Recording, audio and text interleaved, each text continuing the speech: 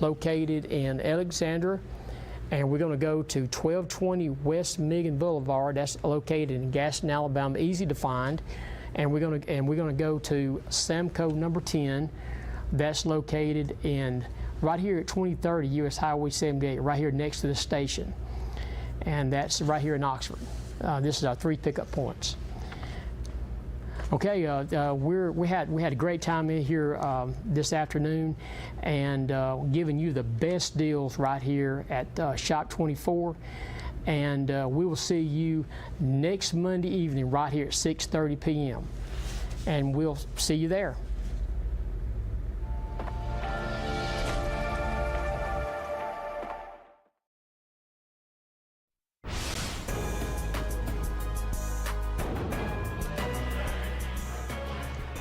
The Apothecary Draft House, that's in downtown Jacksonville, Alabama, on the square, and that's the home for Jack State Live and the Rich Rodriguez Show every Monday night right here, and we're glad to have you with us this evening. I'm Eli Gold. Welcome into the program. We've got lots to talk about tonight. We'll be talking about volleyball with Dex Schroeder. He's the head coach of the volleyball team. We'll also be joined by Coach Rich Rodriguez coming up in just a bit. He, of course, has his football team set to hit the road again this weekend, heading up to Ypsilanti, Michigan, to meet the Eastern Michigan Eagles. That'll be coming up, and we'll talk about it this evening with the coach. Taking a look at what's going on around the campus right now. Lots going on. The second place finish at the Foothills Invitational for Jacksonville State. And Meshach Kosgei was named the Conference USA Freshman of the League. That became announced by the league office just the other day. He led all Jack State runners, so congratulations to Meshach Kosgei, the Freshman of the Week in Conference USA. In women's golf from Manhattan, Kansas, they are right now in the middle of action. They're in third place after round 1, the ladies are. They play 36 holes today, 18 tomorrow. Kansas State being the home team, they are up impressively here in the early going, but nevertheless, there's lots of golf yet to go there. Rachel Camp leads individual honors for Jacksonville State University. Meanwhile, a former JSU golfer, Matt Wallace, boy, did he ever have himself a week. He won the Omega European Masters Championship, so our congratulations to a former JSU standout, Matt Wallace. And on the soccer pitch, Allison Sibley had a hat trick in the opening half en route to a 7-1 victory over Alabama State the other night. That was at the Jack State Soccer Complex. So that's just a few of the things going on around the Jacksonville State campus. Here tonight again from the Apothecary, we'll be talking volleyball, we'll be talking football, and we'd love to have you join us. The phone lines will be open for the entire 90 minutes. 256-369-1688. That's 256-369-1688. Feel free to give us a call and join the conversation. When we come back, volleyball takes center stage, so that's next. Don't go away. We return to the Apothecary in just a moment as you're listening to Jack State Live and the Rich Rodriguez Show on the Gamecocks Sports Network.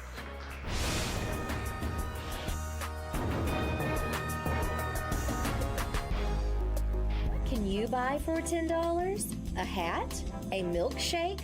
166 channels plus live sports? That's right, for only $10 you can get 166 channels of classic TV shows and movies, including the latest news update from all around the world and local sports. Just simply go to 24ctn.com and click download, and then for only $10 you can have access to the best TV available. Come out and check out the Alabama Tractor Difference. We can take care of all your needs of parts, sales, and service for RTVs, zero turns, and tractors and construction equipment. See us here in Lincoln at 620 Speedway Industrial Drive. or come visit us here in Asheville at 275 6th Avenue, or give us a call at 205-594-7000.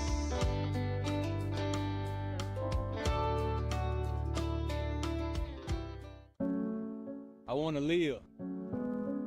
The leading cause of death of young Americans like me is gun violence, and oftentimes tied to substance misuse. NBA, NFL, NCAA, most of you look like me, and our communities need you now more than ever. Let's make I Want to Live more than just a hashtag. Let's make it a movement. I am a baller against bullets.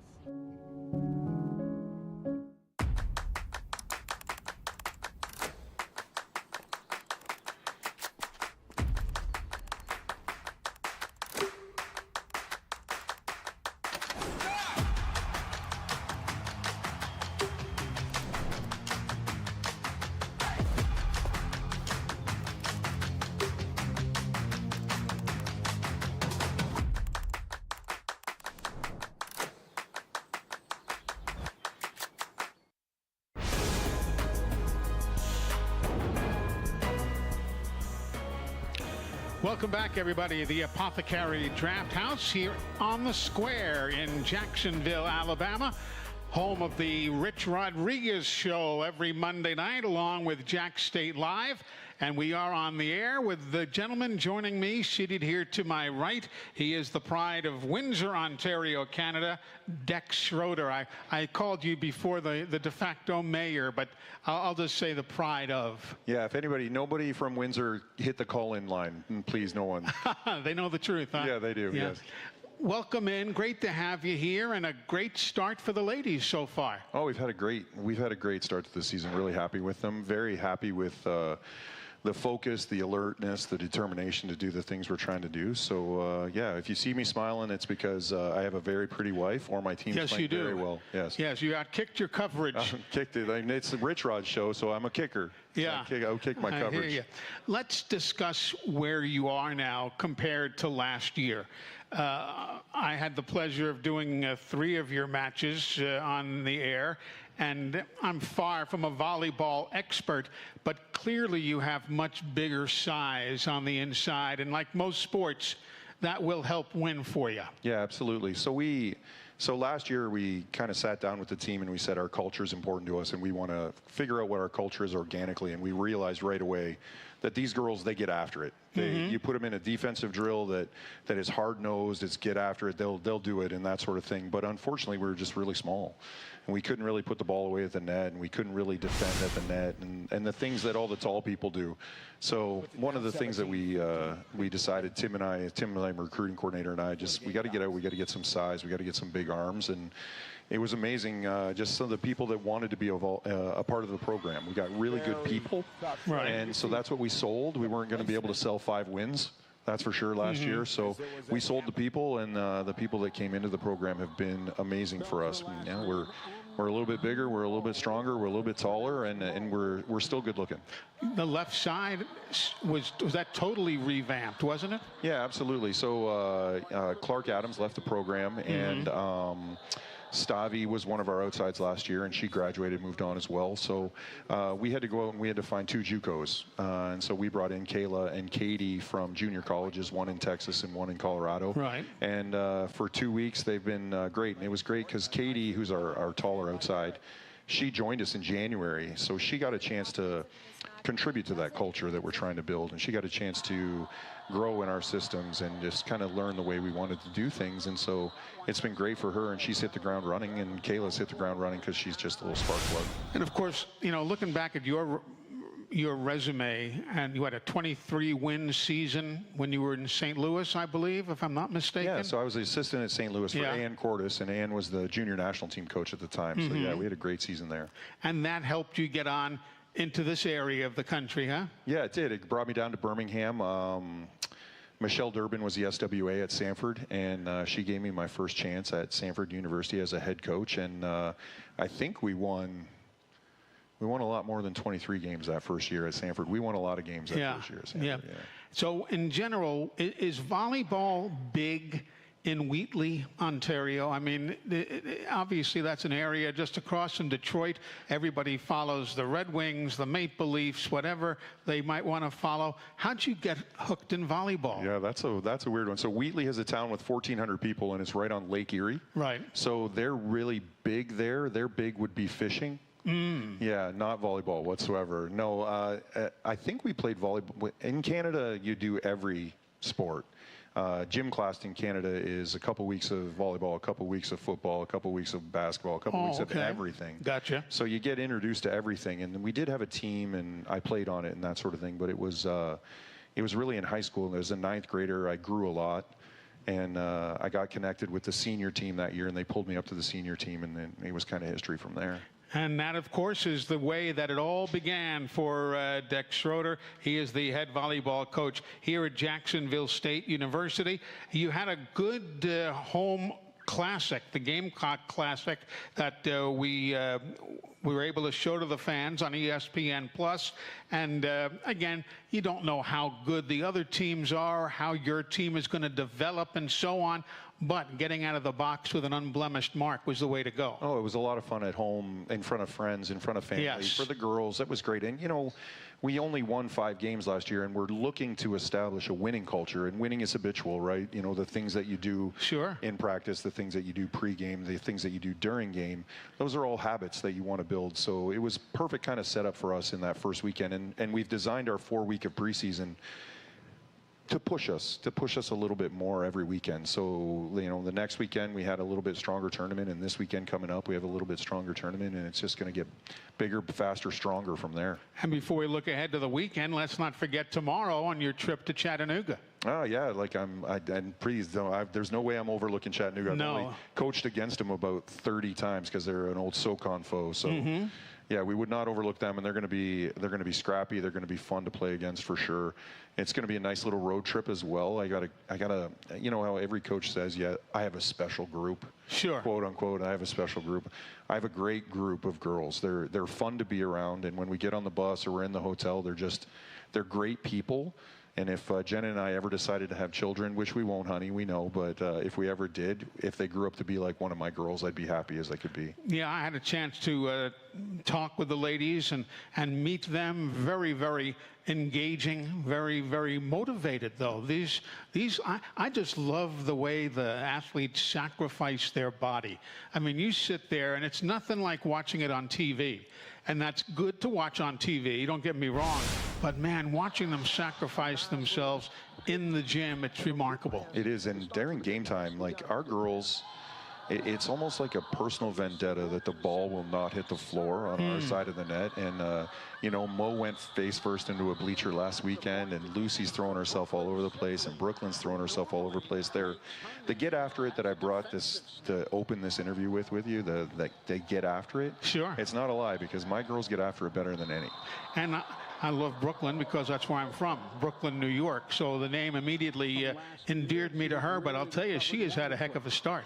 She has been incredible, especially in serve receive. So there's every sport has a foundation skill. You know, like in football, can you run the ball? You know, is your O-line strong? In basketball, can you control the ball? Can you dribble? Can you pass? Can you shoot? And in volleyball, it's serving and passing. And Brooklyn, she serves really well. She never misses serves, but man, she passes the ball and she defends like very, very well. I don't know how to say better than that. 44 digs over the weekend at the Islanders Classic, 19 assists, 3 aces. She plays the libero position, defensive specialist. Explain that a little bit more, because that might be a phrase that is foreign to our listeners and viewers. She's the girl who wears the contrasting jersey color when you're out there during the game. What is the do's and don'ts for her position? Well, as the women's game of volleyball has gotten bigger and stronger and faster, what happens is rallies get really short. Right? So you just pass the ball, you set the ball, and then somebody's bouncing it on the ground and killing it. So a few years back, more than a few years back now, they decided we have to extend rallies. We have to make it more TV friendly.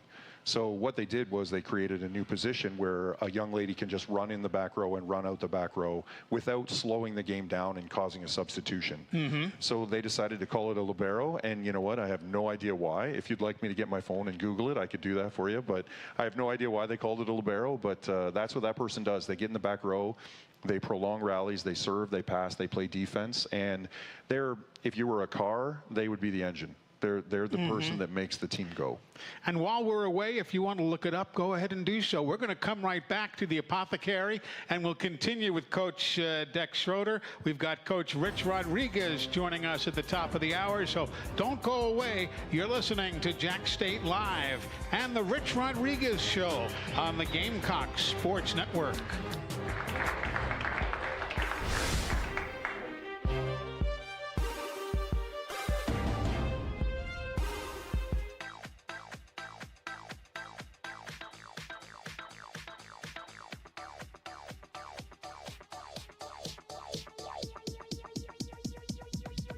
I need to try it first. The Civilian Marksmanship Program, also known as CMP, is a national organization dedicated to training and educating U.S. citizens in responsible uses of firearms and air guns through gun safety training, marksmanship training, and competitions. Their vision is to lead the nation in marksmanship excellence, providing safe, high-quality, and innovative programs with a focus on youth. For more information about the CMP and upcoming events, visit thecmp.org. Eli Gold here, ready for a winning drive? Go see my friends at Cooper Chevy Buick. Choose from hundreds of new Chevys and Buicks, including a great selection of Car Bravo certified used. Score big with low finance rates and ask about their guaranteed credit approval program. Get top dollar for your trade, no matter the yardage. Your road to victory starts today at Cooper Chevrolet Buick in Anniston or online, cooperchevrolet.com. Official sponsor of JSU Athletics.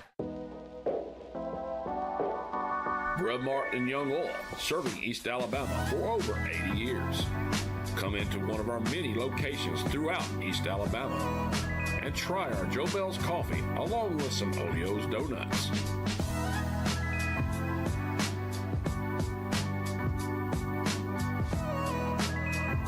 From Center to Jacksonville to Auburn and everywhere in between, Grub Mart is here for you.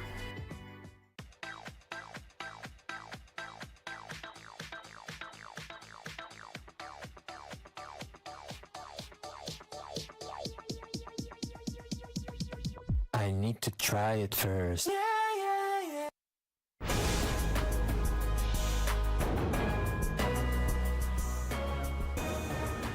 Continuing live from the Apothecary Draft House here in Jacksonville, Alabama. Eli Gold with you, and Dex Schroeder is alongside, the volleyball coach for the Jack State Gamecocks. Last year, we talked about changes. You have 10 returnees and 8 newcomers on the roster from a very small roster of a year ago. Where do you get your players from? A lot of the folks listening are football and basketball people, but you don't hear much about volleyball on the high school level.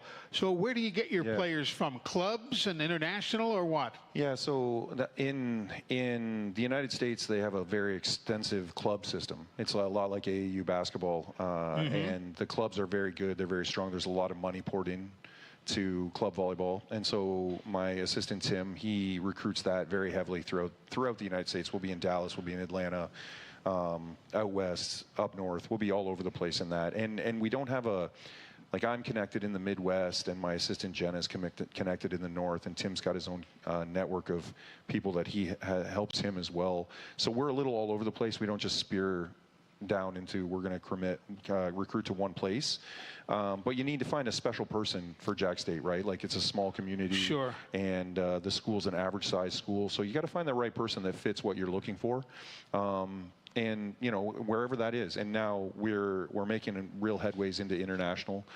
We have Turkey and Finland represented on our team now, right, and we're also making really good headroads into junior college kids as well. Now, do you have due to the lack of a better term, a headhunter internationally, or do you guys physically pick up, get on the plane, and fly to Finland or wherever it might be? Well, I haven't gone to Greg yet and said, hey, I'm going to need to be in Germany, or I'm going to need to. I haven't done that yet, but it's coming. No, we are working our way to make good relationships with those. I guess headhunters is the right way, the recruiting liaisons in those countries. And then when I feel like I have a good road in and we have had some success with some internationals, then I'll go and say, hey, we need this kind of budget money right now in order to be over there recruiting the next, player of the year in the Conference USA. Yeah, it's really not, it's not a crazy science. Everybody knows how to do it. It's just, can you do it? Yeah, absolutely. It's always, recruiting, and I'm sure Rich Rod would tell you the same thing, but recruiting has gone from relationships to transactional. And I mean, we could sit here and we could talk for hours about that, and the people would either fall asleep or they'd be enthralled. I'm not sure. Sure. But, it's a lot different because, this year alone, I have had 2 weddings of former players that I've been invited to, and I have 2 coming up after the season's over, which is incredible. But those were 15 years ago. Those were relationships that you were building with those players. Nowadays, it's a little different. It's a little bit more, what's your NIL package? What's your housing situation? How many cheeseburgers can I eat in the calf? That sort of thing. And does that NIL talk trickle down into volleyball? Not to denigrate the sport, but again, the folks only hear about it for football and basketball. Yeah, no, it's definitely in volleyball, and it's definitely bigger in volleyball than anyone would know. Like, we can't. I've only ever been at mid-majors, and I've only ever wanted to be at mid-majors and just build special things in small communities. And it's always been fun to compete. And when I was at Samford, we beat Alabama, we beat Auburn, we beat a lot of big schools. Sure. And when I was at Mercer, we had our swings at them as well. But nowadays, the NILs that are coming out of the SEC for volleyball and the Big Ten for volleyball they're not something that we can touch. When, of course, you were in Mercer, man, you had more wins than anybody in the Southern Conference. I mean, you rewrote the record book. Well, Mercer was fun because Mercer had, and I'm sorry if I'm talking down about Mercer, but they had a volleyball program for about 30 years that had never finished better than third last, second last. Really? Yeah, and in our 3rd year there, we built in our 3rd year, we built our first conference championship, and then we went back-to-back with conference championships there. And in our 1st year, we only had 9 healthy bodies. So we won a conference championship with 9 volleyball players. So it was a lot of fun. Don't look over there at Tim right now because we beat him that year, and he's not going to be happy about it. Well, clearly it was the coaching on your side. No, it was just we had a lot of great girls. But we're going to come right back. Don't go away. More with Dex Schroeder right after this. You're listening to Jack State Live and the Rich Rodriguez Show on the Gamecocks Sports Network.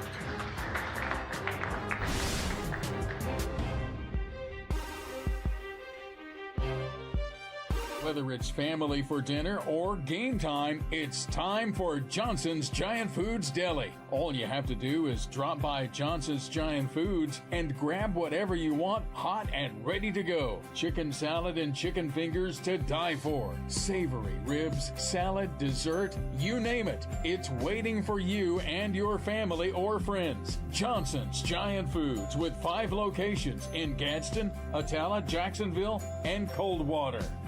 The weather is warming up and spring is just around the corner at Miller Sand and Landscape Supply. I'm Craig Miller, and we've got something for everyone. From bulk materials like sand, gravel, and mulch to beautiful outdoor decor to make your outdoor living space the envy of the neighborhood. See our beautiful selection of Mazzarelli fountains, flowers to brighten your garden, and an outdoor center loaded with beautiful decor. Whether you need a little or a lot, visit Miller Sand and Landscape Supply. Serving East Alabama for over 20 years, Samco is your local convenient, clean, and friendly gas station. Fill up your tank with gas, diesel, or your favorite snacks and drinks. Samco has 48 locations to serve you in Calhoun, Etowah, Marshall, Talladega, and Cleveland counties. Samco is a proud community leader in giving back to help support local schools in East Alabama. For your convenient, clean, and friendly gas station needs, it's Samco. The Point at JSU is an off-campus student housing property located a half a mile away from Jacksonville State University. The Point offers fully furnished, pet-friendly, 2 bedrooms and 4 bedroom units. Resident experience is our #1 priority. Therefore, we do offer the following amenities: a resort-style pool, fitness center, basketball and volleyball court, and dog park. We would love for you to come see our property, so give us a call at 256-376-8317 to schedule a tour today.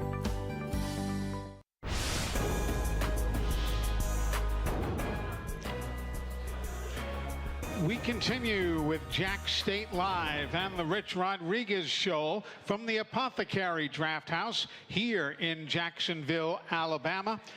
How'd you get the nickname Dex? I know your real name is Derek. Where did Dex come from? It's funny, is everybody calls me Dex. I think my mother is the only one that still calls me D or Derek. That's it. Mothers are like that. Yeah. And when she calls me Derek Andrew, I know I'm in trouble. Yeah, right? exactly. But where did it come from? Where'd you get the nickname? So in 9th grade, I was playing volleyball on the freshman team, and they went to provincial championships, which a province in Canada is basically the state. Sure. And when they called me up, all the players on that team had their nicknames on their jersey.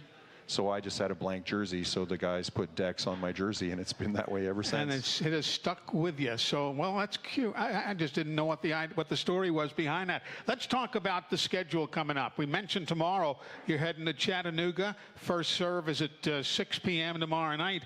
Then you've got a trip to Florence, Alabama, and then you've got, UAB and Arkansas State in that tournament or in that meet, UNA, of course. Where's the strength in that field? Big and physical arms is what the strength of that field is going to be. So we've been doing a lot of work on our first line of defense, blocking at the net, and our back row defense, getting ready for that. But I think all those... We've taken a step in week 3. We're trying to get a little bit more physical players on the other side of the net that are going to test us for Conference USA play. And that's what they're going to do. Like UAB has some kids that fly. They have some kids that bang the ball, and so does UNA. And so does Arkansas State. Just got a big win against an SEC opponent. So all 3 teams are going to be physical. So we're going to have to combat that with system. And we're looking forward to the challenge. What is the system? So we play fast and we play really aggressive. And in volleyball, for those of you out there that have a granddaughter playing volleyball, a daughter playing volleyball, whatever, a lot of people say that they play fast, and that means the setter is going to take the ball and the setter is going to get the ball to the hitter quickly. But with my program, what we do is we try to pass the ball quickly. So we pass fast, we set fast, and then we try to put the ball on the ground as quickly as possible. And when you got Ellie Garrett, you're not going to find much better of a setter out there, are you? No, you're not. I'm incredibly lucky that she wanted to transfer here with me and be a part of this rebuild. So I'm happy in her senior year that we're able to get her some wins already. You know what I mean? Like it's been a little bit quicker of a rebuild than I expected, and I'm really happy for her. How much of a step up is conference play? So Conference USA is a top 10 ranked RPI conference, which is, people don't really think about that in volleyball, and I think Jack State has played in that upper teens, 18, 19, 17, and then above that as well in the OVC. So it's been a big physicality step. It's been a big size step. Some of the teams, New Mexico State, you don't get to see them at home this year. We did last year, but they have 3 or 4 girls as big as I am. Well, we'll see it all as it goes. Of course, most of the events are going to be on ESPN+, so check the local listings, as they say, for the time in your area. But, Coach, great to see you. It's been a pleasure working with you early in the season, and look forward to seeing you down the road. Yeah, thank you very much. The best free ticket in Jacksonville is a volleyball game, so come on out and see my girls ball. And how about these guys you play golf with? Are these any good here? Look at this. Out here, there's Tuesday night league, Tuesday night Jack State League. I see at least 5 or 6 friendly faces. They were friendly until I beat them in golf. Then they weren't friendly faces. I hear you. Good to see you, Coach. Yep, see ya. Coach Nick Schroeder joining us here as we continue on this Monday night with Jack State Live. Coming up in just a moment, Coach Rich Rodriguez joins us as we head to the top of the hour. So stay tuned as we return to the Apothecary Draft House right after this. At Southern States Bank, we pride ourselves on being your bank. We're your neighbors and involved in the community. We're the bank featuring the Southern Rewards checking account, a cashback account with no ATM fees. We are on the cutting edge and always have a smiling face to help you out. So come to Southern States Bank, where we are committed to great service and being a great neighbor. Let us be the bank for you and your business. Hello everyone, Tony Russell, General Manager of Sonny King Ford. And boy, do we have unbelievable markdown on used cars that you do not want to miss. It's time to make the best deal on a used car. Shop our wide selection of used trucks and premium pre-owned models. Don't wait another day. Come by and see me, Tony Russell, and let's make a custom deal for you. Find great savings on pre-owned used cars at Sonny King Ford on the sunny side of the street, Anniston, Oxford. At Campers Unlimited, we offer a no-pressure experience, no hidden fees, and great service after the sale, making us one of the fastest-growing RV dealers in the Southeast. With our second location in Oxford, we offer a great selection of over 220 campers from top brands, including Grand Design. Our mission is to help friends and family spend time together in the great outdoors.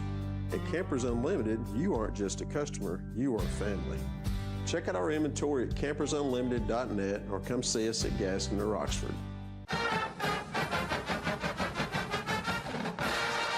Hi, everybody. I'm Eli Gold, and I want to invite you to tune in to Jack State Live, a look at the campus and athletic department at Jack State, followed by the Coach Rich Rod Show, where we will break down and preview the next football game for the Gamecocks.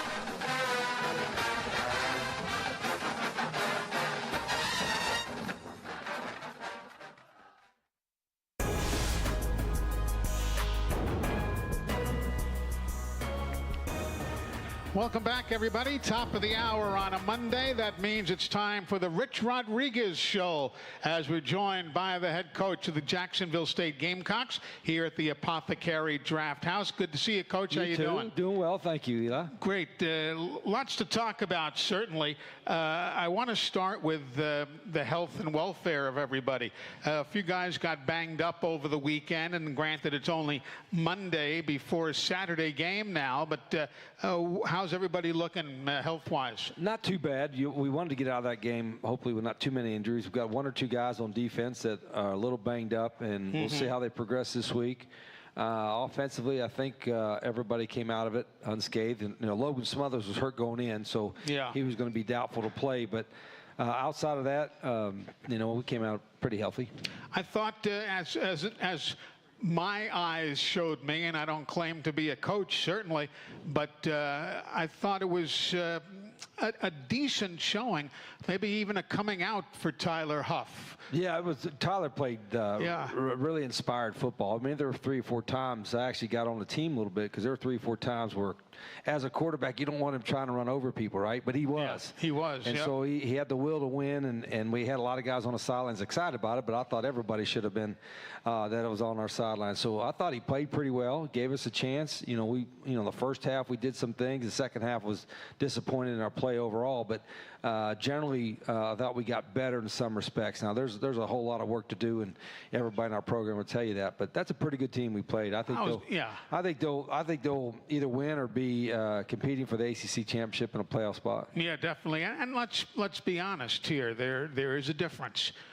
Yeah, and I think unfortunately, where things are now, there's getting to be a wider gap between most of the Power 5. Now you're seeing some upsets like Northern Illinois, Notre Dame, and all that. But I'm sure if Notre Dame's collective is not the same as some of the others, including Louisville's. But anyway, there's a little bit of that. But I still think there's a chance for us. When we play better, we recruit better, we coach better, to still pull off some of these wins. And we're going to have some in the future, some of these games. Yeah, and I'll tell you, it's not just you or a school of this size. I remember talking to the great John Wooden years ago at UCLA, and he said, who wouldn't have wanted to play for us when they were having, he said, you're going to come in, you're going to have games on national television, you got a chance to go out of here with giant championship rings.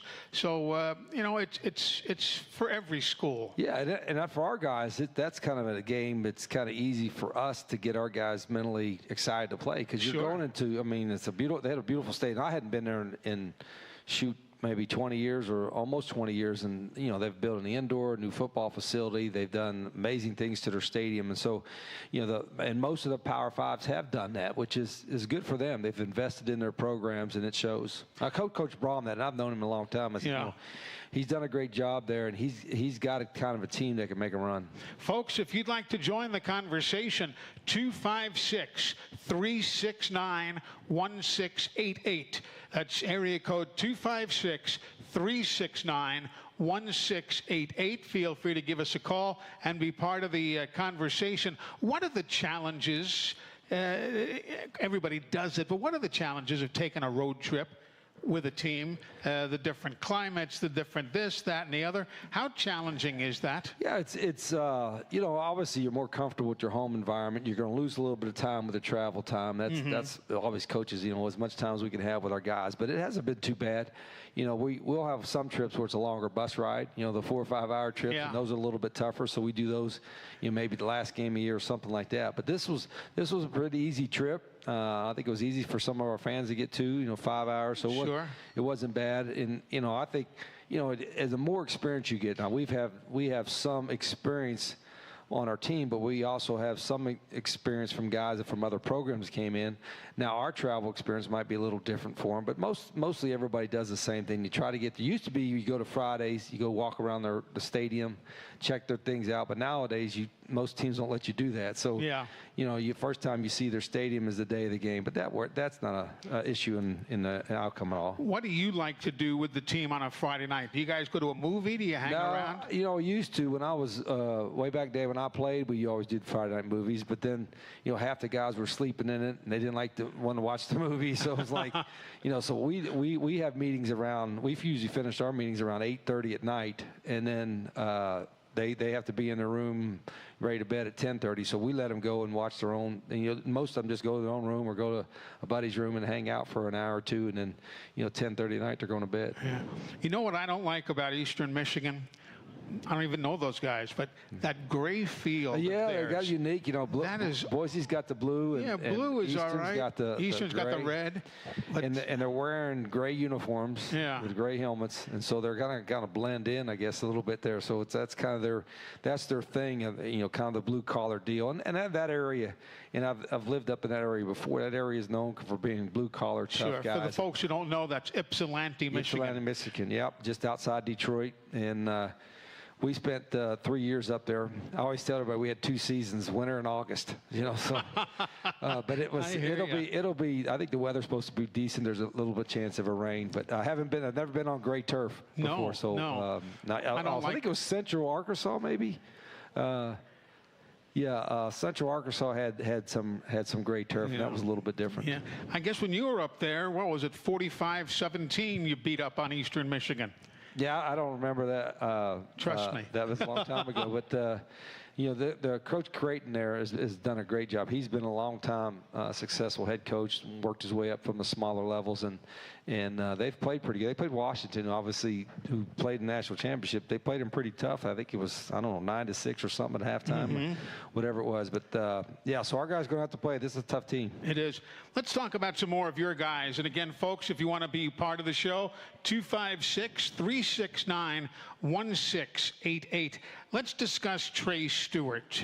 Looking over his career numbers, 3,056 yards, career rushing now. Obviously not all year, but a career number. This guy could be a special player. Yeah, we're in a tough spot after spring. He only had 2 healthy running backs, and what are you going to do after spring? The recruiting window's kind of closed. Yeah. And so we were looking at a portal, and we saw his highlights, and he was at a smaller school, and so you got to judge it. And then he came, and you could tell he's a mature guy. And he, in the smaller schools, a lot of times those guys have more potential because they haven't had the full-scale weight program and nutrition and all that kind of stuff like Division I schools have. So I said, this guy's got some ability, he's got some experience, and I said he's going to have an opportunity 3 or 4 months to work with our strength staff and get bigger, faster, and stronger. And he did that. And he's a good football player. And he's still learning what we're doing, but we have no hesitation at all about putting Trey in there in any situation. Would you consider him a sleeper? Is that the right term? Yeah, I think anytime you find a guy from a Division II school, a smaller school level that come up and help you, not a lot of people, are recruiting them. Once in a while, the Power Fives are kind of grading the group of fives, what I mean? And the group of fives are usually looking at the FCS levels or fallback guys from Power Fives or something like that. So we've been able to get a couple guys from Division II that be pretty good players. Okay, let's go to the phones, Coach. We've got John on the blower. He's with us from Birmingham. Hello, John. Good evening. Good evening. How are y'all doing? Good, thank you. Good, sir. Thank you. Wanted to ask, with 2 tough losses, Coach, how do you keep this team up? Yeah, and what's their personality like? I think, normally the players bounce back faster than coaches. Where everything else, with 24-hour rule, after 24 hours, and whether you're mad or happy, you've got to move on to the next one. So, but the players are a lot more resilient a lot of times than the coaches are. I mean, they're after 24 hours. I thought their energy was good. They have Sunday. We work on Sunday. And they have Monday off, but I saw a bunch of guys. All the quarterbacks were in today. Saw a bunch of guys, and they're excited about the next loop. So they're pretty resilient, and I think they know that we got to play better. And the expectation is to win every game, of course, and that's a good thing. But I like where their attitude is right now. How much was we need to play better, and how much is just blatant size differential with the Louisville? There's some. Our guys know. I said that's probably the best team we're going to play all year, right? Yeah. They should be. They're a Power 5 team. They should make the playoffs. They're a Power 5 team, and they're ranked, and they got obviously a very good football team. But we got to be more concerned with us. Fix the things that we got to fix. I know the most frustrating part is there's some things that we know we can fix, and we got to fix right away. But I think our guys are really conscientious. I wouldn't say if I was like, I'm mad, these guys don't care. They do care. I think there's a lot of care in that. And when you have that, you've got a chance to get better, because I do think they really want to be good. So as you said, we know there are things that need to be fixed. Mm-hmm. What are they? What's first on the agenda? Start with defensively. We've got to quit having one guy on every snap, almost be in the wrong assignment or fit the wrong gap or busted coverage or whatever the case may be. So that part we got to get fixed. Offensively, we're missing still a few of the layups that we think we got to get to keep first downs. We got a little bit better with that. I think our downfield blocking can get a little bit better. We take a lot of pride with that kind of stuff there. But our effort is good. But we missed too many tackles. Defensively, we had about, I could see 10 to 12 missed tackles right in the hole. And you can't beat a good team if you miss tackles right in the hole for a 1 or 2 yard gain. So that was the biggest physical thing that showed up in the game was our tackling was not very good. And how do you work on that? I mean, these kids don't want to. That's the hardest part. We go full pads on Tuesday, and even last week, normally I don't go full tackle to the ground on any day during the season. But the defensive coaches wanted to have a couple periods to do that so they could work on tackling. And they did that, but we didn't tackle well. And part of it might be, give Louisville some credit. But if you're going to win, you've got to be able to block well and tackle well. And we did not tackle well. Yeah. Coach, we've got a gentleman standing here at the microphone at the Apothecary Draft House. Sir, welcome in. Good evening. Hey, thank you so much, Coach. Sure. 2 losses, put them behind us. What did we do better from week 1 to week 2?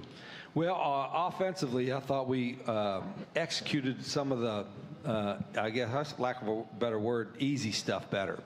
I thought Tyler made some of the throws that were there. I thought he was pretty accurate. He didn't miss a lot of open stuff, so I thought he was seeing the field pretty well. Up front in the O-line, I thought they acquitted themselves pretty good. They got at least two guys defensive line-wise are going to get drafted, and one of them's going to be really drafted high. So I thought our O-line battled pretty well up there, but we still struggled to get off blocks defensively, and part of it's them, but part of it's also us. And like I said, we still struggled to tackle as well as we can be. So we've got to work on those areas a lot this week. Tyler ran for 101 yards, so that was nice to see.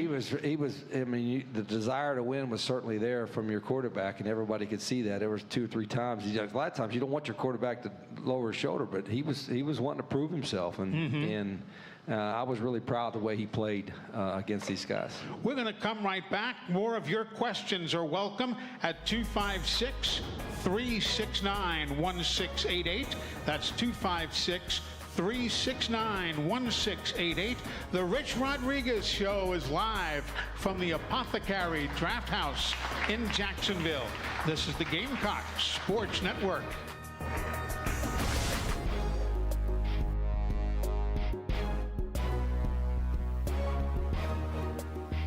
Can you buy for $10? A hat? A milkshake? 166 channels plus live sports? That's right, for only $10 you can get 166 channels of classic TV shows and movies, including the latest news update from all around the world and local sports. Just simply go to 24ctn.com and click download, and then for only $10 you can have access to the best TV available. Come out and check out the Alabama Tractor difference. We can take care of all your needs of parts, sales, and service for RTVs, zero turns, and tractors and construction equipment. See us here in Lincoln at 620 Speedway Industrial Drive. Or come visit us here in Asheville at 275 6th Avenue, or give us a call at 205-594-7000.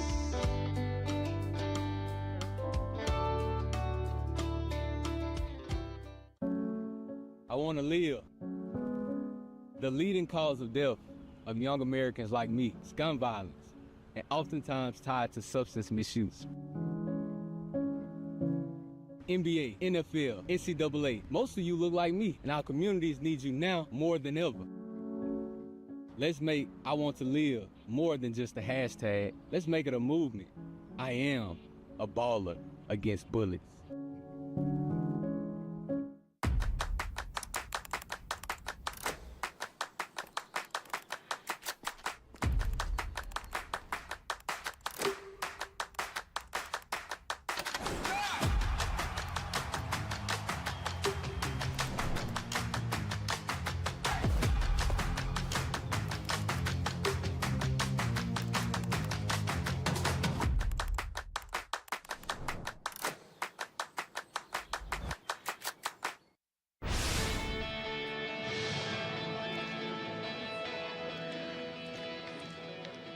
You're looking at the Apothecary Draft House here on the square in downtown Jacksonville, Alabama. Eli Gold and head coach Rich Rodriguez here on the Rich Rodriguez Show. Hey, the NFL has opened up. Do you have a favorite team? Well, no, like I said before, my favorite pro team was Ole Miss, right? But there's always been that. But I grew up loving the Steelers, you know, because I was close to Pitt. Sure. I grew up in West Virginia, and my wife, she's a big Dallas Cowboy Roger Staubach fan back in the day. What's kind of neat about the NFL was, everything's built around the NFL for parity, right? Sure. And even though the Chiefs have won 2 in a row, you don't the schedule is done. The worst team gets the first pick and all that kind of stuff, and the salary cap is the same for everybody, about $255 million, wherever that is. But it's kind of neat because there's going to be a lot of close games, and I think that's what the appeal of the NFL and what they, the commissioner and all that want that, because they want everybody's in tune to close games, and so that's what's so neat and so competitive about the NFL. Now, do your kids like watching your players, like watching football? Do they like playing the video games? I hope so. I know they play the video games because we have that in our building, and so there are a lot of times they're down there doing that. And you'd hope your guys, I think majority of them probably on Sunday when they have some time watch pro football, and then on Thursday nights or Fridays, whenever they have time, they'll watch college football. So I think you would hope that they're football junkies, but there's different levels. Our guys have other interests. Is there somebody who is the ultimate football guy? Yeah, I don't know. I don't know on our team. I don't know who that would be, but on our staff, there's about every coach is that way. Sure. And my chief of staff, Dusty Rutledge, he is probably the essential football guy all the way to whether it's pro, college, high school. He's seen and done it all. Dusty's been with you for a while, hasn't he? Yeah, he's like a member of my family. He's been I can't get rid of him. It was 30 some years, and he does a great job. Yeah. Amy is on the phone in Tallahassee, Alabama. Hi, Amy. Welcome in. Hi. Hi, I just wanted to ask, if your defense line is undersized, how do you plan around that or overcome that? Yeah, good question. One, you got to probably, if you don't have guys that are big and dominant, which, well, you know, a lot of people are still looking for those guys, not just us. I mean, you got to move them a little bit. You can't just have them stand still. So you got to move and stem and slant and angle the fronts a little bit. You got to get your backers close to the box and get them more involved. And then you got to involve your DBs. A lot of times your safeties in the run game. That's what happened for us. You know, in the last game or two, you know, we were getting our safeties to try to help us in the run game, and sometimes we fit wrong, and sometimes we missed a tackle. And they're still learning. It's the first year of learning some new stuff defensively, and we got new guys doing it. So, you know, our guys have idea how to do it. But, you know, the first thing is we got a few guys that got relative size. But looking forward in the future, and so is everybody else, you got to have some, you know, 290, 300 pounders. I'm talking about 5 or 6 of them, you know, and that's easier said than done. But we'll get some in recruiting. Ricky Samuel, 6'3", 305. He's got decent size. Hasn't got a ton of tackles, obviously, but nevertheless, there is some size on there. But then you got a guy like J-Rock, who's not that big, but he makes an impact. Yeah, he's our most impactful guy. He's a veteran guy. Yeah. He's been doing it his whole career. He's been ever since high school. You know, he's always undersized, and he gained a little weight to try to get bigger and do all that. And he's a tough guy. He's made some plays. But, you know, Coach Green, our defensive line coach, does a great job technique-wise.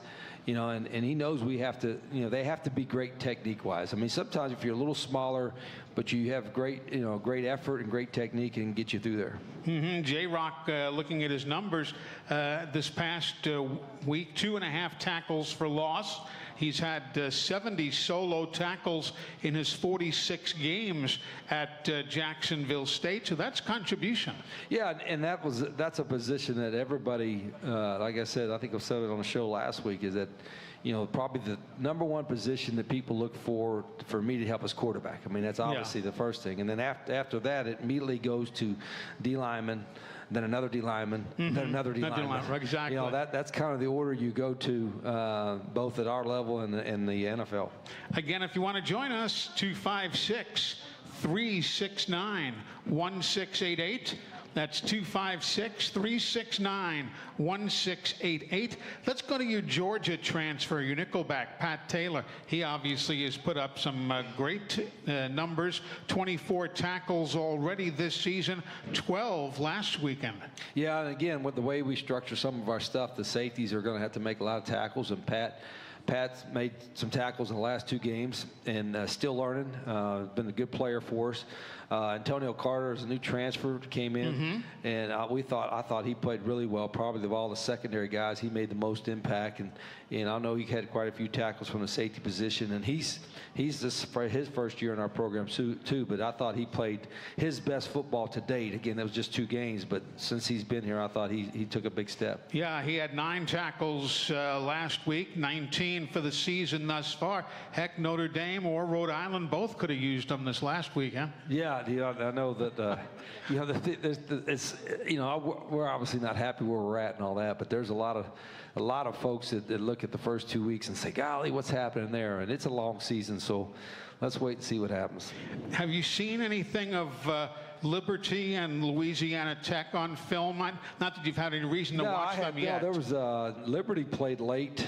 I think they were New Mexico State or something. Yeah. And won at the last minute. New Mexico State had them down and had them beat. Saw a little bit of that game because that was the late game. Yeah, they're 2-0 now. Liberty is. Yeah, and they were the preseason favorite, and rightfully so. They got most of their team coming back. But our league, you know, I'm gonna say the good part about the way our schedule's set up, which I didn't even really realize until we started, is we have all 4 non-conference games to start with, and then we go finish with 8 straight league games, which is last year was kind of intermixed, so it was a little bit different.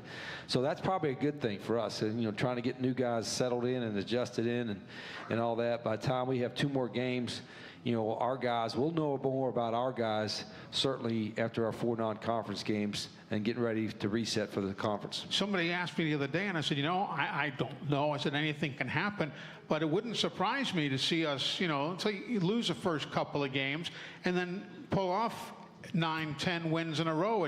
It's not without possibility. I love your positivity. Yeah. You're just great. I mean, it's not without possibility. No, hell no. You got to win. But it's hard to win. It's hard to win, and at all levels. Shoot, it doesn't matter what level you're on. But Division I, it's really hard to win because everybody's got players, right? But the reality is we have to. Well, if we have to get better. Now, I think in some ways we got better in week 2 than we did 1. We played awful in week 1 and didn't play great in week 2, but we did get better in a lot of areas, so that against a better team. So, our expectation is to get better this week and then get better the week after that. And then you take a look at a good quarterback play right here, and plays like this will do some winning for you. Yeah, I think Tyler's, again, he's a veteran quarterback from college, but he's a rookie in our system. He wasn't here in the spring. He was doing his service in Fort Huachuca, Arizona. So in a few months, he's come a long way. He's a tough individual. I like our quarterback room, and Tyler showed a lot of good things last weekend. Good run right there for a touchdown, as Jacksonville State was on the road at Louisville to play the Cardinals out of the ACC. Again, our phone number, 256-369-1688, 256-369-1688. Do your kids talk about the business of football? Do they keep up with the NCAA and the House and all that stuff? I maybe privately they do, but not with us as coaches. They never do. We don't come up in our conversation. It may be more of a conversation for some of the Power Fives with the huge NIL deals and the $10 million budgets and stuff like that. But in our guys, we don't hear too much about it. And I think, as much as we think about it as coaches and probably the fans do, I think our players just kind of focus, okay, this is what I got to do football-wise, this is what I got to do school-wise, and they got to know what's next for me. We kind of outline their whole schedule. They're focused on the opportunities right there in front of them. Yeah, and I think they should. I think, as I told our guys, and the whole purpose to go to college is to create value for yourself. Sure. Both on the field and off the field. And, it's not about just getting a degree, it's about getting an education, but not only that, is to make connections. I mean, you're going to meet people here that you want to know the rest of your life. And so I hope that they're taking advantage of that, which we keep reminding them, making sure they get a degree, which we got a lot of guys that have, but we want 100% graduation rate, right? And then we also want our guys to play good football, and maybe if they're good enough to keep playing at another level, whether it's a UFL or NFL, wherever it is. Yeah, that's the voice of Coach Rich Rodriguez. We got this note here from the folks at the National Football Foundation, and they talked about 3,568 student athletes have already earned their undergraduate degrees and are playing college football this fall. 3,568. Well, on page 2, they list everybody. And of the 120 FBS schools that reported a double-digit number of graduates, the top school was Northwestern. Not really a surprise. No, a very, very bright, strong academic yes. school. Who's number 2? Jacksonville State. Northwestern had 34 guys graduate. Jack State only 2 behind. U and UMass, both with 32. Then Louisville with 31, Memphis 28, and on down the line all the way to Kent State. They and West Virginia, Pitt, North Texas, all with 20. But man, you're right there, number 2 with 32 guys behind Northwestern. Yeah, I'm saying our guys are graduating, right? Who does your academic counseling and so on? The staff helps, but we have some we have almost an entire, and I won't say new, but new people on our Rachel and Dr. McCants, and our academic people have done a great job. I'll tell you, give props to my big fella, Dick Dusty Rutledge. He helped take the reins, because the first year and a half, I was like, we're trying to get the structure. We got a lot of transfers coming in. It's a new, different dynamic, and it took us a little while to get a hold of it. And now I think we've got a great academic structure here. The professors and the faculty and staff here at Jack State are very good. I mean, they work with our athletes. They want to see our people graduate, and that they're serious about helping their students, not just football players. Our students. I got my friend Reggie right here, Dr. Overton. He's an example of our faculty that not just our athletes, but our students. He's going to make sure that they get their education, make sure they do the work, and make sure they learn why they're here. And we got a lot of teachers like Reggie, Dr. Overton, but we appreciate that. And I don't know if, and I'm sure I'm speaking for a lot of students and a lot of parents that have their kids come to Jack State. You come here, you're going to get an education, and you're going to graduate, and that's the whole purpose of it. You know, there's some things. There's not a lot of, party places. I mean, there's a couple clubs and it's nice, whatever, but I think what's easy about this place is it's easy to concentrate on what's important. And the first thing, obviously, is to get a degree. We got 32 of them already. I didn't know it was that high, but there's another 10 that will be added to that list by the time this semester's over. Yeah, well, I'll let you keep this list. Again, it came out the other day from the National Football Foundation, so feel free to look at it. I'm sure Raquel, my daughter Raquel, she'll make a nice graphic with that thing right there. I promise you. I bet she will. We're going to come back. Stay tuned. We're coming back. We'll continue with the coach. We're spending this Monday night, as we do throughout the football season, here at the Apothecary Draft House. The Rich Rodriguez Show continues in a moment on the Gamecocks Sports Network.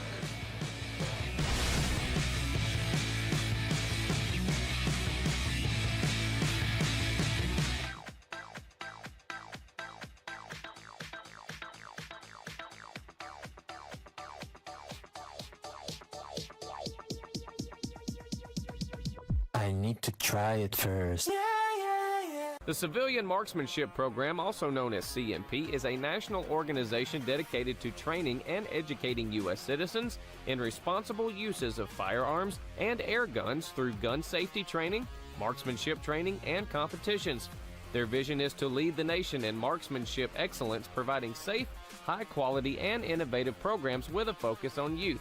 For more information about the CMP and upcoming events, visit thecmp.org. Eli Gold here, ready for a winning drive? Go see my friends at Cooper Chevy Buick.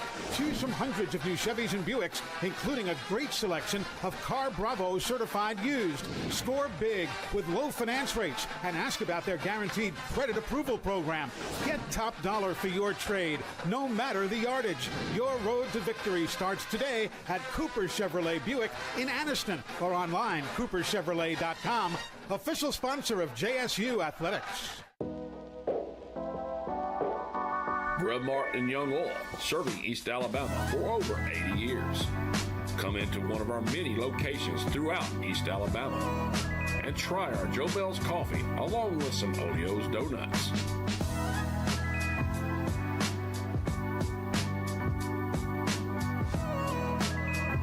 From Center to Jacksonville to Auburn and everywhere in between, Grub Mart is here for you.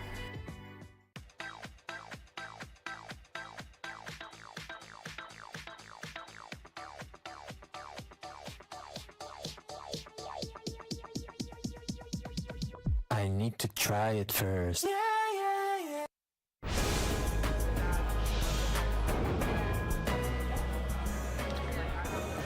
Welcome back inside the Apothecary Draft House here on the square in Jacksonville, Alabama.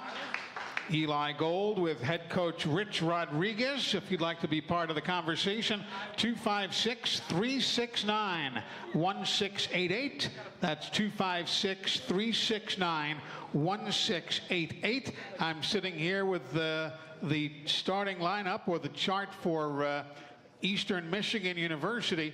What's their style of play, Coach? What are they like offensively? Well, they kind of pride themselves on being a big, tough, physical team. They've always had big offensive linemen, big running backs. They're running a little bit more spread stuff, kind of look like us. They'll spread you out, really wide, with some wide splits, and then they'll, use some 11 personnel, do different things with their tight ends.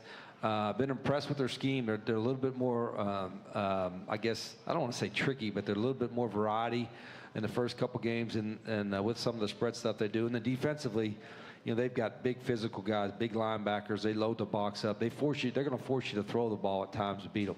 Yeah. Do they play as fast? No, I don't think their tempo. There's at times that they'll push the tempo, and you can see it on film, and they pick their moments. Now, they're not as tempo-oriented as we are. We're you know, we're kind of over the top with that kind of stuff. Where did that first start for you? Well, it really started, this is 34 years ago at Glenville State, when I was first trying to figure out what kind of offense I wanted to run. That's when I said, let's run a 2-minute drill, because it seems like every time somebody does that, they go up and down the field. So sure. I said, let's try that for the whole game. And back then, it was new. Nobody was doing that. And so, you know, but it was a small NAIA program that got shut out 7 times, so what do we got to lose, right? So we did that, and so the genesis of what we do now goes back 30-some years to playing at a tempo and practicing with that tempo and all that. How did that work over the long haul back in those days? Yeah, I think the first year we went 1-7-1 was the best coaching job of my life, probably.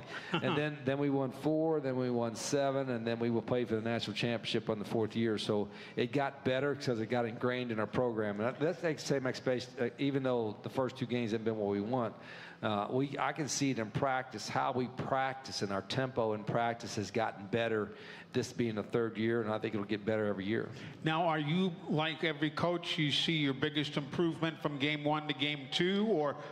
Should be. I think we made some of it. We didn't make enough of it, but I think you're going to see that from 1 to 2 and 2 to 3, and then when you have an open day, you also have a chance. We have one coming up in a couple weeks to really take another step. But you know, right now it's the time for our guys to not make, you know, if we're going to make a mistake, let's correct the ones we did before and try to minimize any new mistakes we got. I was reading I don't want to call it a piece of propaganda, but it was, you know, one of those information booklets about Jacksonville State student body, and 34% of the students identify as first-generation college students, meaning that nobody else in their family had gone to college. Do you have some of those on the roster? Probably over half of them. Really? At least, yeah. And I actually talked to the team about that. I mean, did you really? You know, we're known. You know, we've been known for that. Jack State's known for a lot of first-generation students, and that's a great source of pride for our university. And I think it should be for our team. I tell them they've got a chance to change, you know, their whole family's generations to come in the future by being a first-generation student. My brother and I were first-generation college students, and you know, we take a lot of pride in that. And there's many guys on my staff that are the same way. So I think it's, you know, you got an opportunity. That's the thing that I think our guys realize. I really do believe our guys are grateful for the chance they have and the opportunity they have here at Jack State. You know, not just the education part, but playing Division I football. And this is our 2nd year, really our first full-fledged year, Division I, and I really do believe our guys are grateful for that chance. You've been obviously at a lot of major programs and some smaller, albeit major, but smaller programs. Is there a difference the way you've had to approach everything? Yeah, that's a great question. I haven't. You know, I've approached it the same way from coaching at Glenville State to West Virginia to Jack State, you know, so this was unique because it was in a process of moving up. You know, Glenville State, we moved up from NAIA to NCAA Division II, but that really wasn't much of a move. You know, the other ones were already established Division I programs, so this was kind of the most unique challenge from that standpoint of moving from 1AA to 1A. So there's different challenges with that. I almost did as much, this involved as much stuff as when I was back in Division II, being a small college coach and an AD and doing all that. You do a little bit of everything. Sure. So here it's kind of the same, a little bit of the same thing the last couple of years. But I've got my staff has grown. I've got great support here, Greg Seitz and the athletic department. So we're getting there. We're not there yet, but we are getting there. Being an athletic director, did that help you in understanding? It cut out the middleman. You know, we only had about 10 sports, and I think my staff was coaching 8 of them. You know what I mean? So they were like the football coach and the track coach and the football coach and, you know, the assistant men's basketball coach or something. So we had a lot of guys doing a lot of different stuff. But it was fun. I think when I actually talked to our staff about it, I said sometimes when you're at a small school, you learn a lot more because you're forced to do more things, both related to your sport and related to the department and everything like that. So I'm glad I kind of cut my teeth, so to speak, at the smaller school level because it forced me to learn a little bit about everything with the program as opposed to just maybe one side of the ball or one position. We've talked so much about your coaches. You've mentioned them in passing. Let's discuss them just a little bit and where you found them and how difficult to get some of these guys, some who are relatively new to the coaching business. How did you finally weed out the guys who've made the staff? Yeah, it's there's a lot of guys that want our profession, and I hope our guys, I think they understand that. Nobody really get back when we got into coaching, and even now, you don't go in it for the money. Even though now they get a great salary, and it's particular at the higher levels, NFL and Power 5, you get a great salary. I mean, it's fantastic. But nobody really got into us older guys got into coaching because we loved sports. We loved coaching and that part of it. And now the money's gotten better at the highest levels. But I hope our coaches, I think, have that same passion. They want to get into it because they love working with guys. They love competing for games and winning games and all that kind of stuff. And so, inevitably at this level, you're going to have a mixture of a couple older, veteran guys. Sure. And then you're going to have a lot of young guys that are probably climbing in the profession, and that's the way it's going to be probably at the Group of 5 level. And I have a mix. I have a couple older guys. Coach Trickett. You got Rick, who's been there forever. Yeah, Trick has been around, has worked with me forever, and he's got a tremendous amount of experience. And Rod Smith, my quarterback coach, offensive coordinator, has played for me. He's been in a lot of Power 5 schools before. Pat Kirkland on defense has been around, has worked with me before. And then I got a bunch of young guys, too, that I think got great careers ahead, both as my coaches, my analysts, my GAs. I've got a really, really good staff. They work hard. How big is the overall staff that you have compared to a Division I school? If you look at Alabama or Auburn's and you look at their sidelines and see how many people have an Alabama polo on, it's about as many as the players they got. There's like 100 of them. You know what I mean? Now our staff has grown. When I first got here, counting GAs and volunteers and stuff, I probably had about, in the 10 full-time, I probably had about 20. Now I've got more GAs and more volunteers and a couple more analysts, and so our staff room is about 30 people, and so we've got plenty of good help. And my challenge, I actually challenged the coaches the other day, is I said I want them to not just be there and follow directions. I want them to take the initiative and study the film and see what new they can help us in the program to help us win, whether it's recruiting-wise, football, offense, defense, special teams, whatever it is. I want them to not just sit there and, follow directions, so to speak. I want them to kind of take some initiative to themselves and help themselves grow in the profession. Again, our phone number, if you'd like to be part of the show, 256-369-1688. That's 256-369-1688. Is there anybody on your staff, and maybe you don't want to name a name, but in general, anybody who you see that could be a quality head coach in due time? All of them. Really? No, I don't. I think there are at least 4 or 5 guys on my staff that if they continue to progress and work the right way, that they'll have a potential to be head coach. And it's probably more than that. Really some of these young guys are still learning and getting their feet wet. But that's why I'm challenging them, because I want them to take, don't always just sit around and wait. Take some initiative and do that. I didn't really have a mentor in the profession. Like I said, I was a college head coach when I was 24, and then that program got dropped, and then I got another job when I was 26.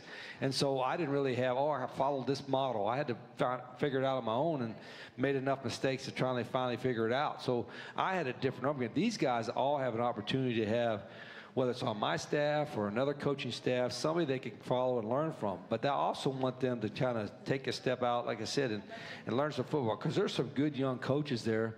And I don't want them to get frustrated, because you can get frustrated because we don't have this money or we don't have this guy or whatever. But that's what makes the challenge to try to win even better. Rich Rodriguez is with us. We're going to come back and continue with more. We're live, as always, on a Monday night at the Apothecary Draft House here in Jacksonville. And we continue in a moment on the Gamecocks Sports Network.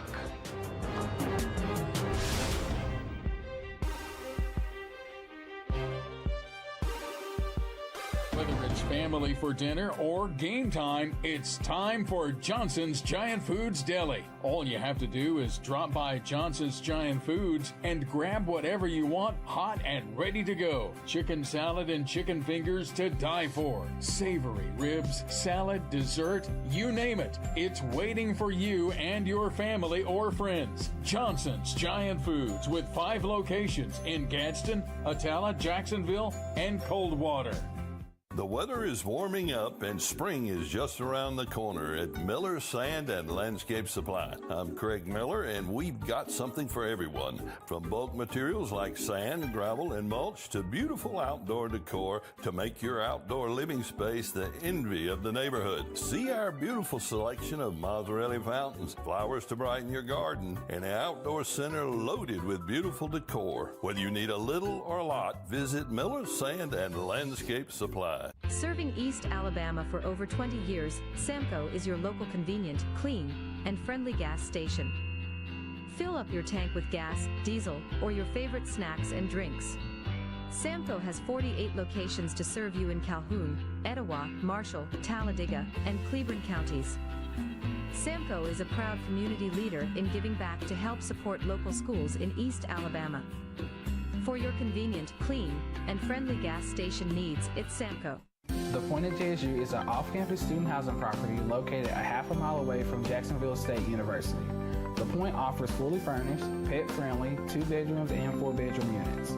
Resident experience is our #1 priority, therefore we do offer the following amenities: a resort-style pool, fitness center, basketball and volleyball court, and dog park. We would love for you to come see our property, so give us a call at 256-376-8317 to schedule a tour today.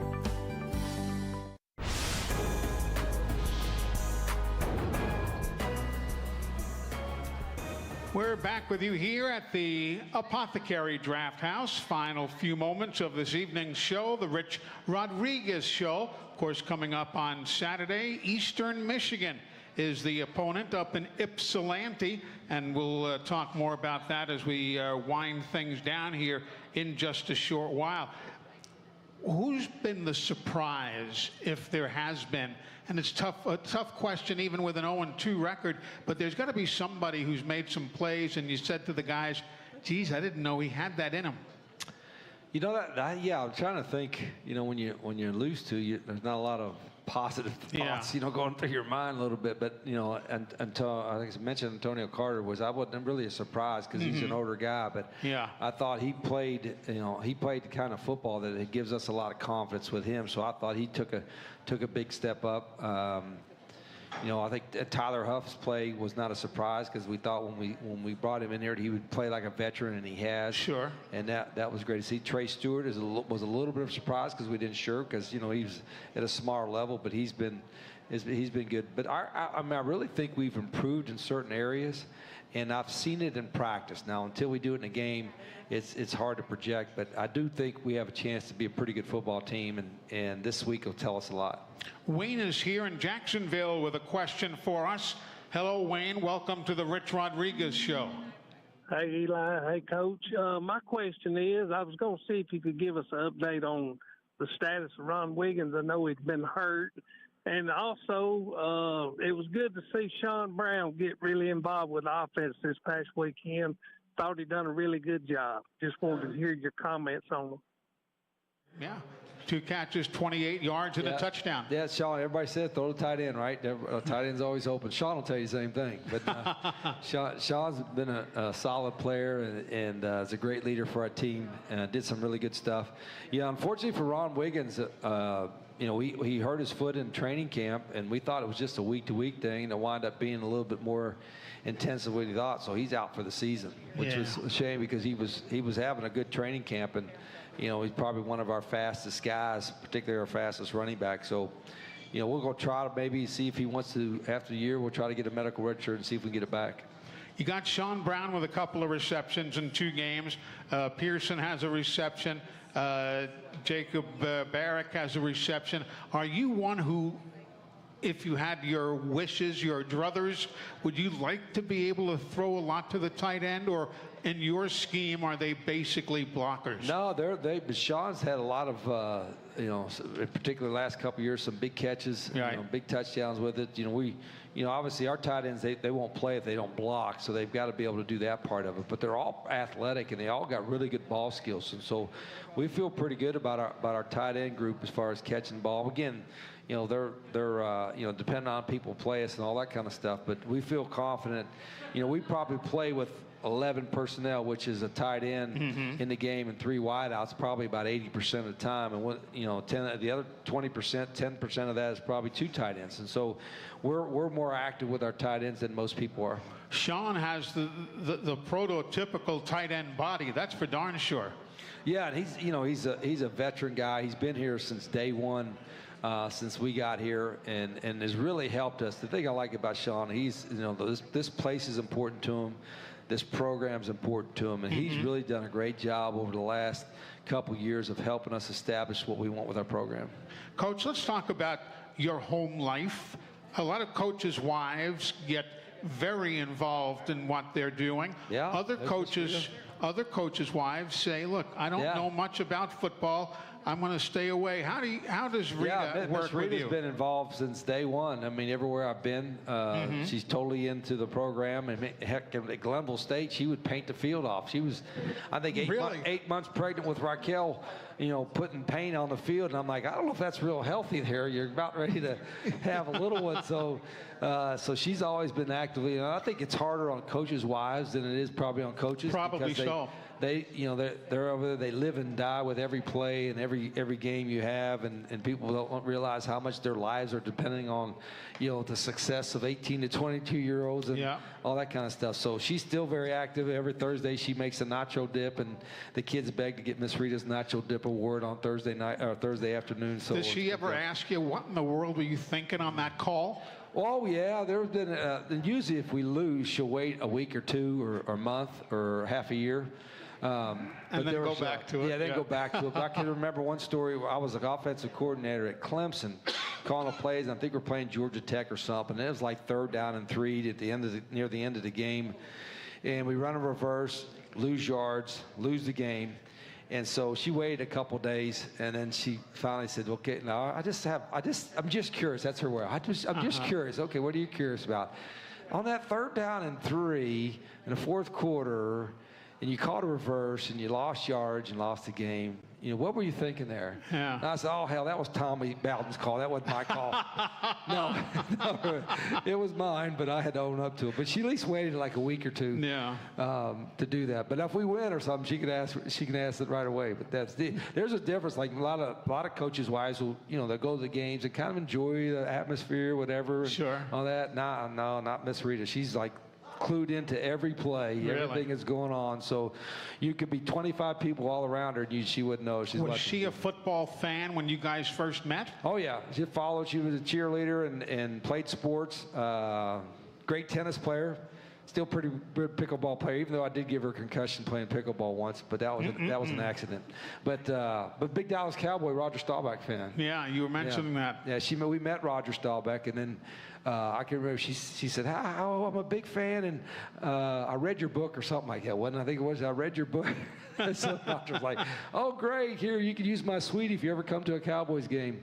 We never did, but he was a great guy. But it was, I think she was a die-hard football fan way before I ever met her. So it worked out great. And being a coach's spouse, whether it's a husband or a wife, whatever it is, you live that every day. And your kids do the same thing. People don't realize, like, obviously Rhett and Raquel grew up, but all of my coaches' kids, they don't see their dad or their mom that much. They don't, it's a different lifestyle. And you move a lot. You're almost like a military kid. So it's a different kind of profession to have a family grow up to. And so you got to be blessed to have a great family like I do.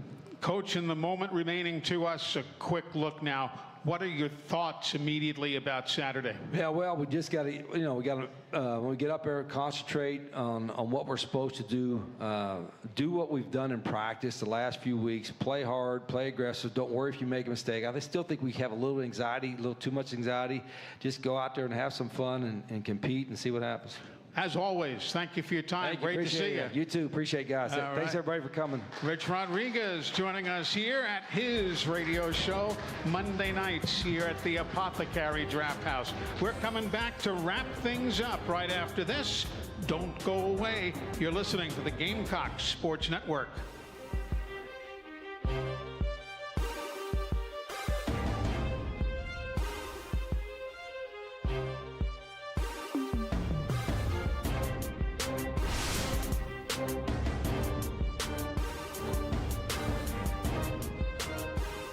At Southern States Bank, we pride ourselves on being your bank. We're your neighbors and involved in the community. We're the bank featuring the Southern Rewards checking account, a cashback account with no ATM fees. We are on the cutting edge and always have a smiling face to help you out. So come to Southern States Bank, where we are committed to great service and being a great neighbor. Let us be the bank for you and your business. Hello everyone, Tony Russell, General Manager of Sonny King Ford. And boy, do we have unbelievable markdown on used cars that you do not want to miss. It's time to make the best deal on a used car. Shop our wide selection of used trucks and premium pre-owned models. Don't wait another day. Come by and see me, Tony Russell, and let's make a custom deal for you. Find great savings on pre-owned used cars at Sonny King Ford on the sunny side of the street, Anniston, Oxford. At Campers Unlimited, we offer a no-pressure experience, no hidden fees, and great service after the sale, making us one of the fastest-growing RV dealers in the Southeast. With our second location in Oxford, we offer a great selection of over 220 campers from top brands, including Grand Design. Our mission is to help friends and family spend time together in the great outdoors. At Campers Unlimited, you aren't just a customer, you are family. Check out our inventory at campersunlimited.net or come see us at Gaston or Oxford. Hi, everybody. I'm Eli Gold, and I want to invite you to tune in to Jack State Live, a look at the campus and athletic department at Jack State, followed by the Coach Rich Rod Show, where we will break down and preview the next football game for the Gamecocks.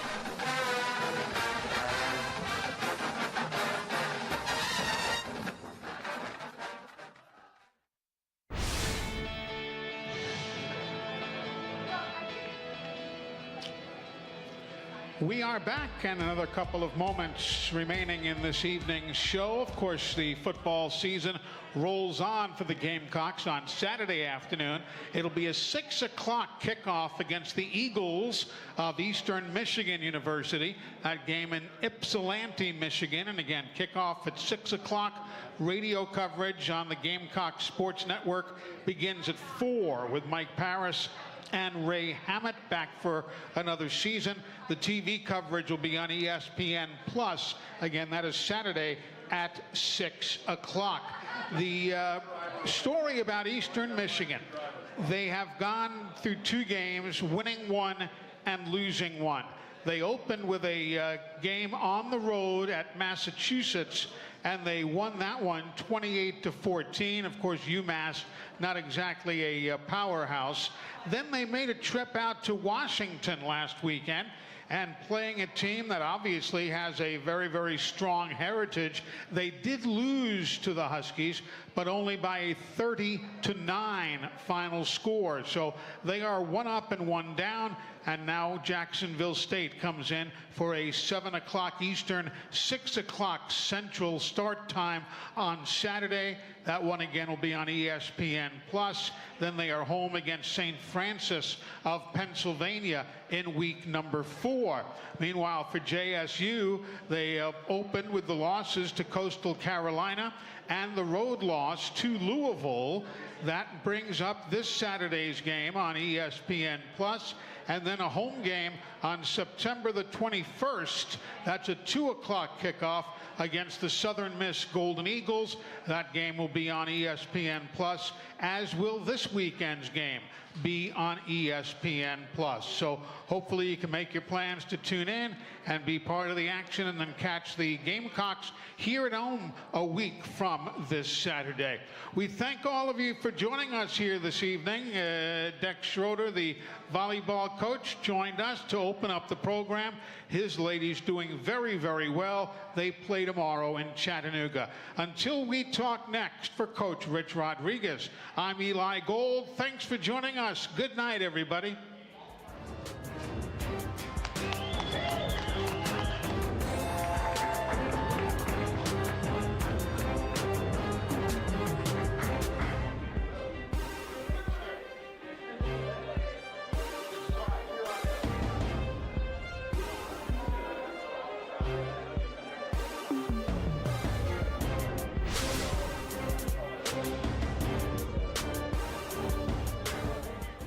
Eli Gold here, ready for a winning drive? Go see my friends at Cooper Chevy Buick. Choose from hundreds of new Chevys and Buicks, including a great selection of Car Bravo certified used. Score big with low finance rates and ask about their guaranteed credit approval program. Get top dollar for your trade, no matter the yardage. Your road to victory starts today at Cooper Chevrolet Buick in Anniston or online, cooperchevrolet.com. Official sponsor of JSU Athletics. Whether it's family for dinner or game time, it's time for Johnson's Giant Foods Deli. All you have to do is drop by Johnson's Giant Foods and grab whatever you want hot and ready to go. Chicken salad and chicken fingers to die for. Savory ribs, salad, dessert, you name it. It's waiting for you and your family or friends. Johnson's Giant Foods with 5 locations in Gadsden, Atala, Jacksonville, and Coldwater. The weather is warming up and spring is just around the corner at Miller Sand and Landscape Supply. I'm Craig Miller and we've got something for everyone. From bulk materials like sand, gravel, and mulch to beautiful outdoor decor to make your outdoor living space the envy of the neighborhood. See our beautiful selection of Mazzarelli fountains, flowers to brighten your garden, and an outdoor center loaded with beautiful decor. Whether you need a little or a lot, visit Miller Sand and Landscape Supply. Serving East Alabama for over 20 years, Samco is your local convenient, clean, and friendly gas station. Fill up your tank with gas, diesel, or your favorite snacks and drinks. Samco has 48 locations to serve you in Calhoun, Etowah, Marshall, Talladega, and Cleveland counties. Samco is a proud community leader in giving back to help support local schools in East Alabama. For your convenient, clean, and friendly gas station needs, it's Samco. The Point at JSU is an off-campus student housing property located a half a mile away from Jacksonville State University. The Point offers fully furnished, pet-friendly, 2 bedrooms and 4 bedroom units. Resident experience is our #1 priority, therefore we do offer the following amenities: a resort-style pool, fitness center, basketball and volleyball court, and dog park. We would love for you to come see our property, so give us a call at 256-376-8317 to schedule